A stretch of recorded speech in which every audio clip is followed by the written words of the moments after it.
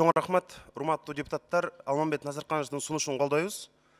Бул жанагы Кыргызстандагы чоң журналисттиктөөдөгү негизги каармандардын биринин өлтүрүшү, ошол эле убакта жана паспорттор кыргыз жаран. Азыр Кыргызстандын паспортун дүйнөнүн бардык булуң бурчунда, дүйнөнүн чар тарабында кылмышкерлер колдонуп атат. Ошол маселени да карашыбыз керек. Экинчиден, криминал боюнча мына кылмыш дүйнөсү баш көтөрдү, Кыргызстандан акчалар чыгып кетип атат деп мен өткөндө да айттым. Маселе биз карай турган маселе. Соттор дагы кошушубуз керек. Урматтуу Алмамбет Назарханович, сиздин сунушуңузга. Ошол милиция, МВД кармап келген кылмыш чөйрөсүнүн өкүлдөрүн, жанагындай шылуундардын бардыгын райондук соттон кесилген менен шаардык соттон актап атат. Мен бүгүн парламенттеги 6 фракциянын лидерине кайрылат элем. Силер сотторду тандоо кеңеши, тартип комиссиясына фракциядан өздөрүңөрдүн өкүлдөрүңөрдү көрсөткөнсүңөр.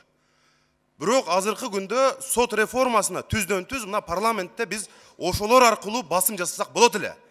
Биз сот реформасы жылбай атат деп сотторду сындаган менен буга биздин дагы түздөн-түз ар бир фракциянын тиешеси бар. Ошол фракциядан көргөн адамдарды чакыртып алгыла, же ошол жака башка азыркы соттордун реформасын талап кыла турган күчтүү кадрларды жөнөтүш керек. Рахмат.